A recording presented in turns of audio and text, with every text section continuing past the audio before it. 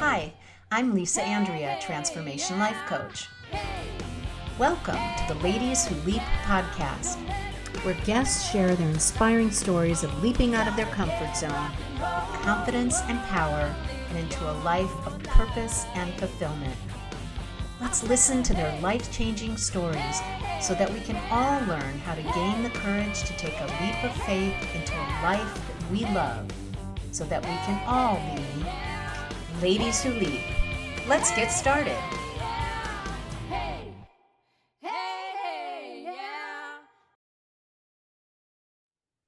Welcome to the Ladies Who Leap podcast. I appreciate that you're taking the time to listen to the inspiring stories of people that took a leap of faith to reach new heights in their life. My goal is that their stories inspire you to take the first step of many to follow your own unique dreams. So today, my guest is Wendy Elover. Wendy Elover is a wife, a mom, a speaker, a coach, and a self-proclaimed recovering perfectionist, which I love. She is also the Amazon #1 best-selling author of the book, My Cape is at the Cleaners, Choosing Happy Over Perfect. As a happiness and growth coach, Wendy helps her clients take control of their own happiness and intentionally create an amazing, perfectly imperfect, abundant life full of joy, gratitude, and fun.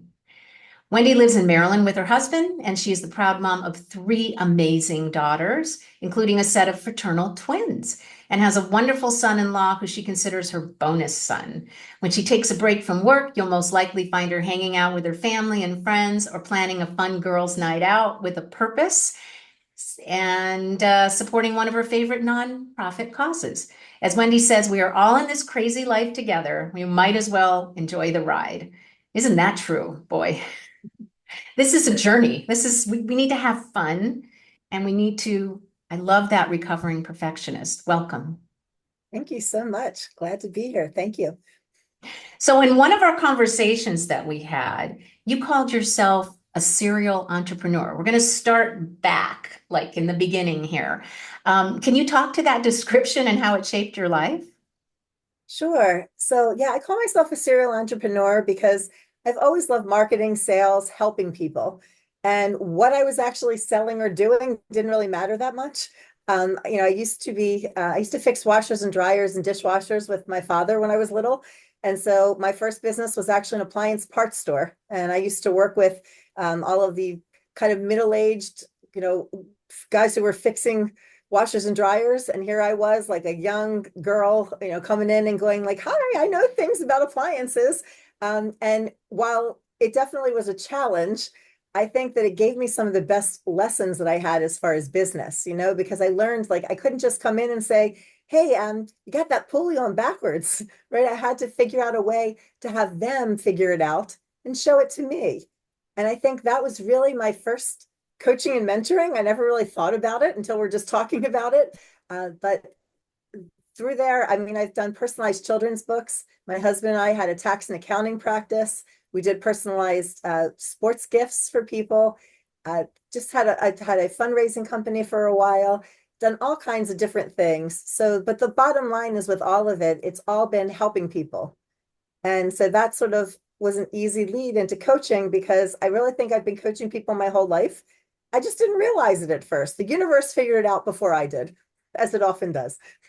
Yeah, and that's really interesting. But even having that background as a child, as an entrepreneur, a lot of us, like in my case, nobody in my family had their own business, except my uncle who I never met. He was gone before I was alive.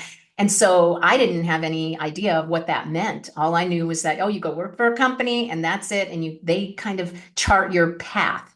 But you've always been charting your own path and with your husband, which is fantastic to have that working together type of thing in those businesses. So you wrote a book. My Cape is at the Cleaners, Choosing Happy Over Perfect. This is a topic that a lot of us women deal with. Yes. Normally, books come after a career in coaching, but you said yours came first, right? It did.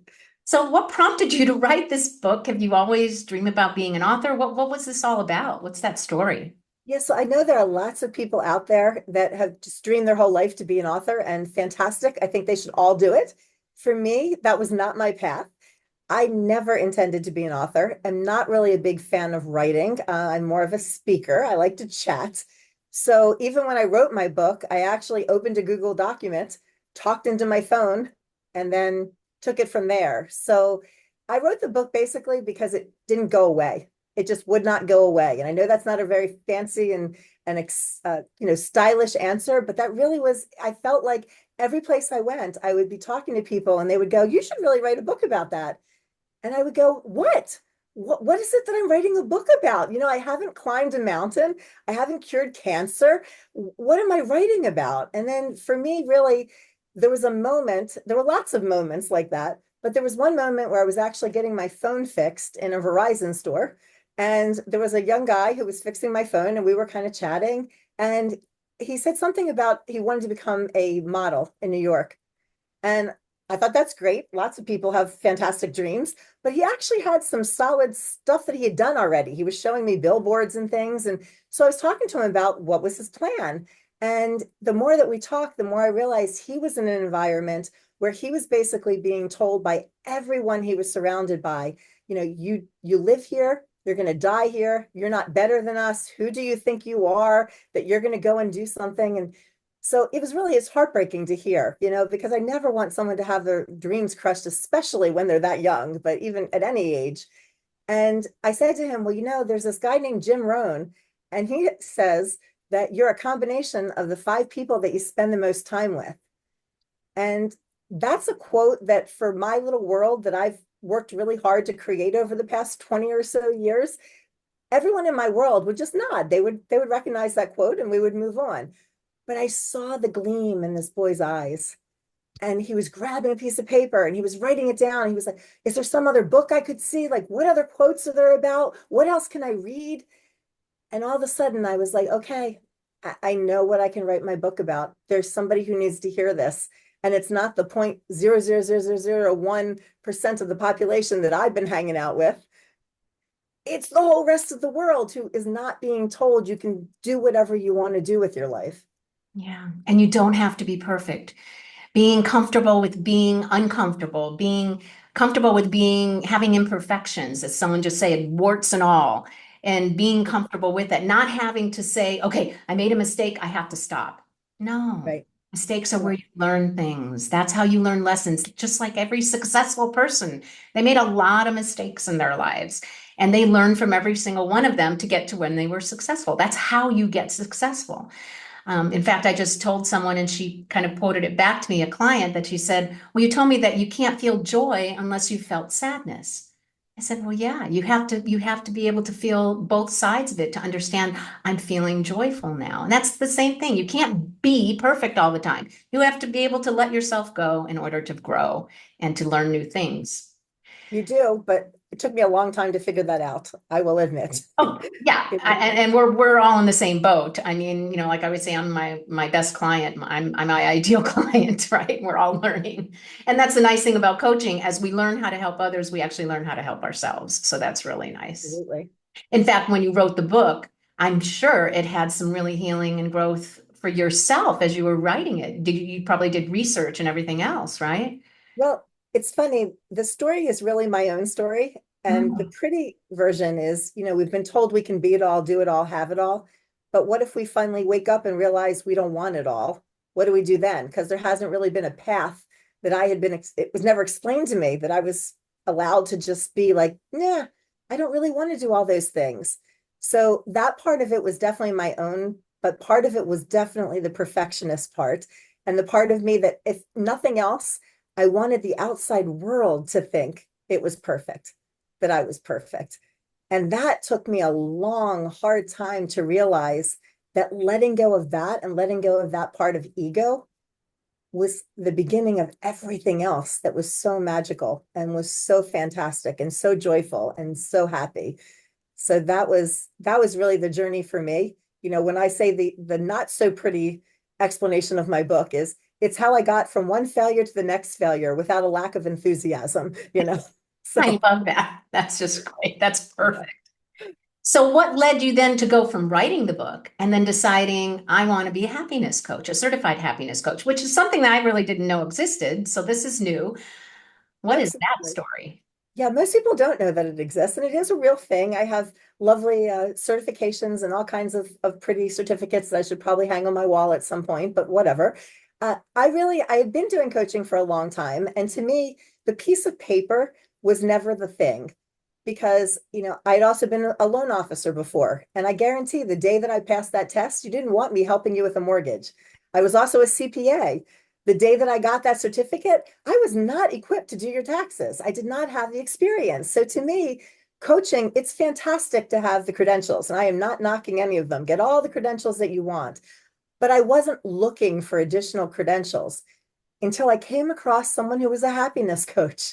And I realized that was actually an option. And for me, it was the idea that my whole world and my whole life, I've been trying to bring more positivity to the world. That's just been my thing. When I got on Facebook, I made a very definite choice that I was not going to be that person who was going to be complaining about everything in the world. But at the same time, I found that really challenging with social media because I felt like I also didn't want people to think I was perfect, right? I wanted them to know I was a real person with real problems and things were going on. So that was always sort of this balance for me. But realizing that there was something called happiness coaching and then combining that with growth coaching, because I have certificates with purpose and goals and life, development and all of those great things. They're all fantastic words.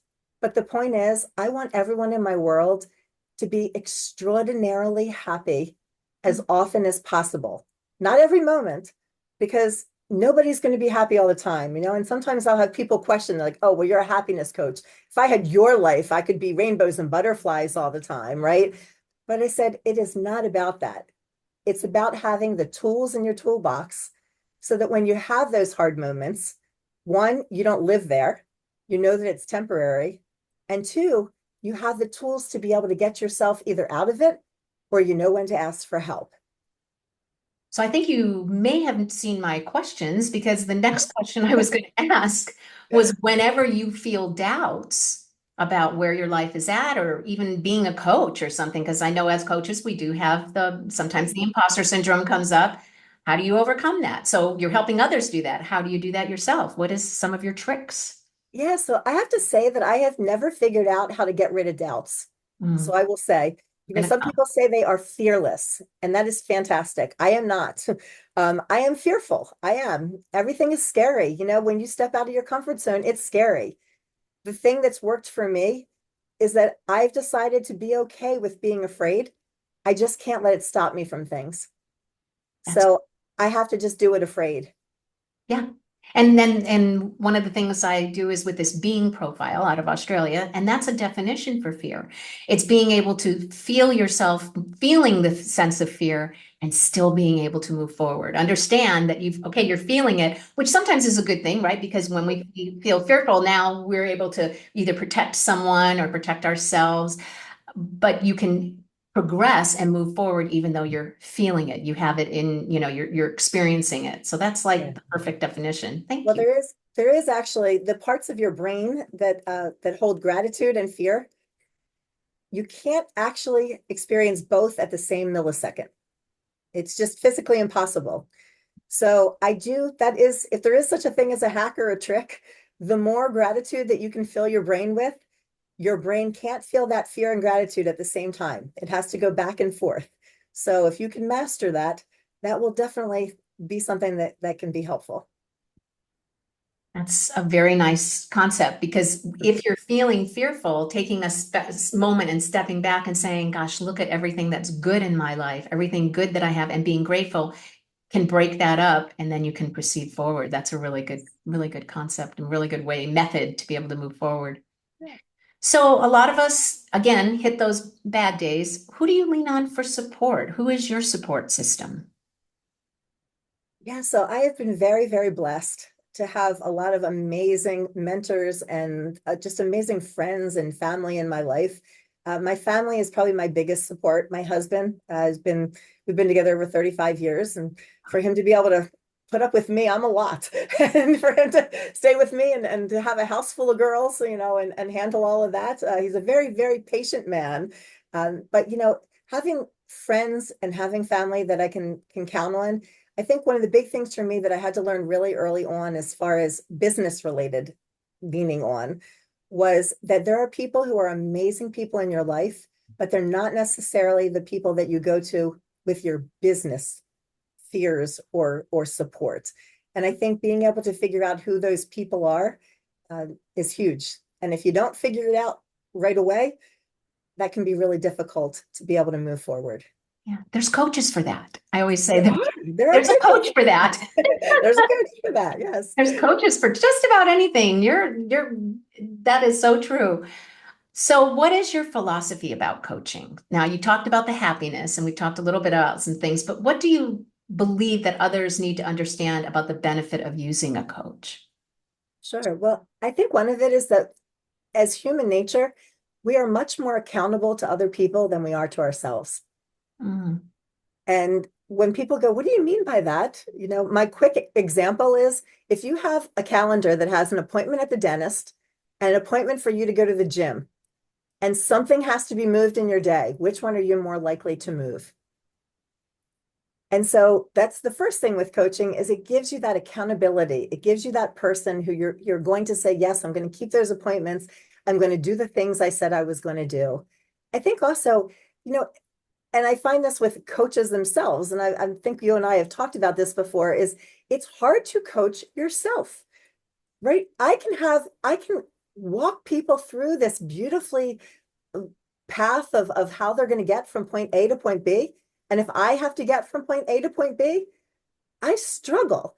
So I think having that accountability as well as having that encouragement, that support, and the person outside of our own heads talking to us and walking us through things, I think can be incredibly, incredibly helpful. It's so funny that you say that because we've had or have the same business coach, Jake Ballantyne. Mhm. And there was a discussion that we had, and I had done something or had some doubts.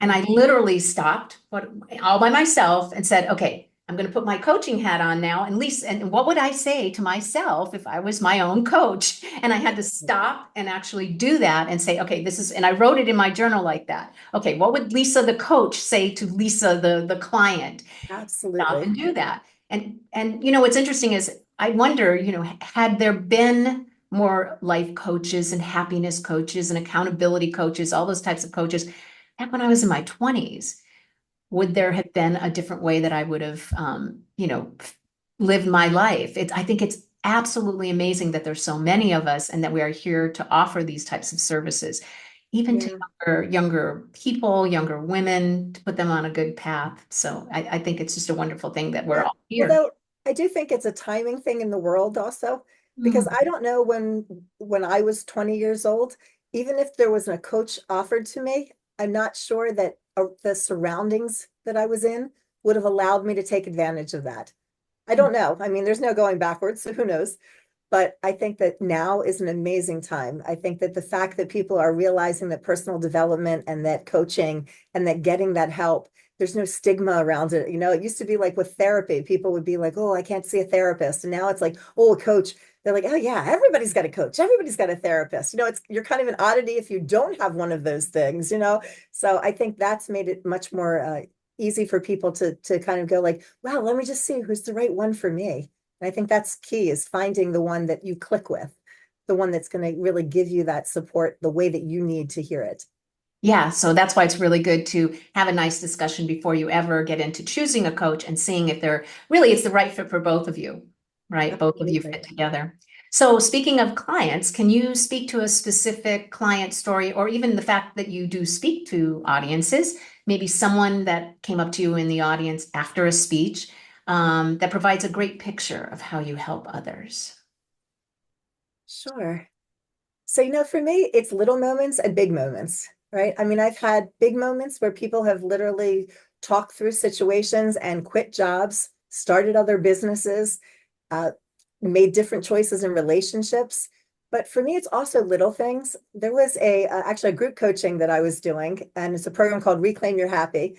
I had a person who was in there, and I happened to find on Instagram, she was doing a little reel with one of her trainers, an exercise trainer. And it was the last few reps. And so he was trying to just distract her. And he was kind of saying, hey, what's going on in your world? And she said, so I just learned about this thing called glimmers. And I don't know, I think we've talked about glimmers before, but glimmers are really just those moments that happen, joyful moments that happen every day in your life, whether you notice them or not. But the key is if you are able to start noticing them, then you can train your brain that that's a glimmer and I like those and I want more.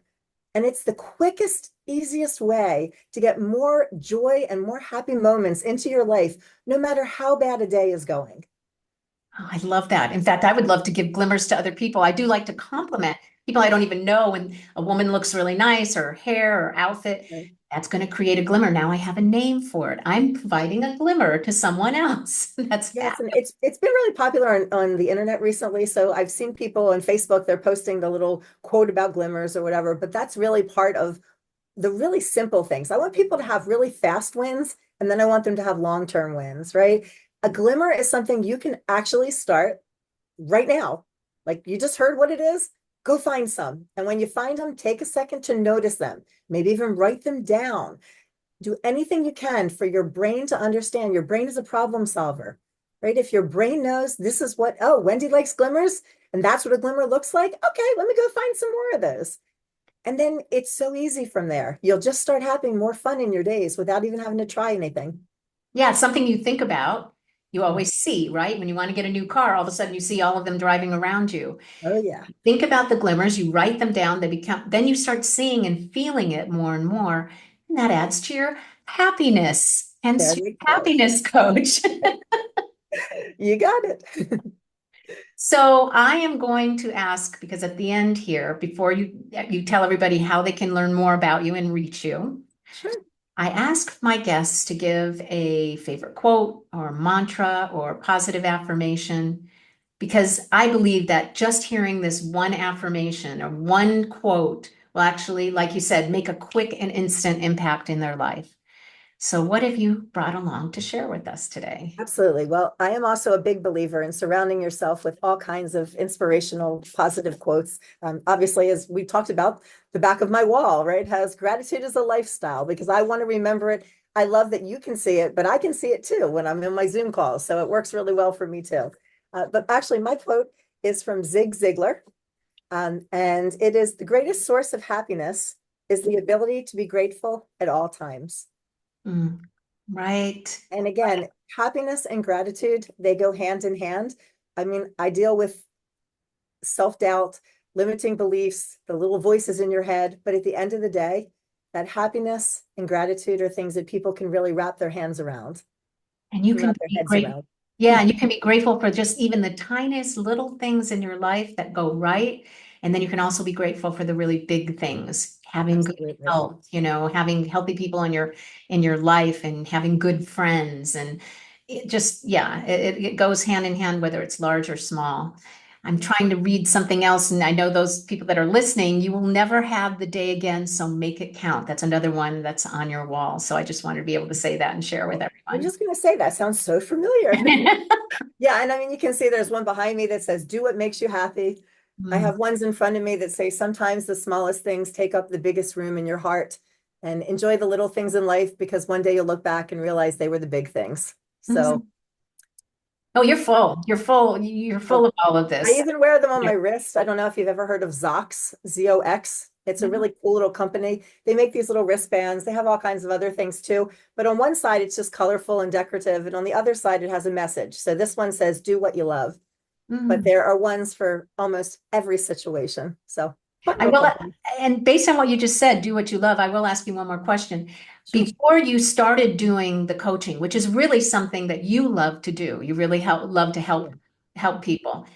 What do you think, how did it change your life? What was the cost of kind of not doing it? Had you not taken this path, what would have been that cost? Yeah. Yeah, I don't even think I had an option. Just like I said with the book, it wouldn't go away.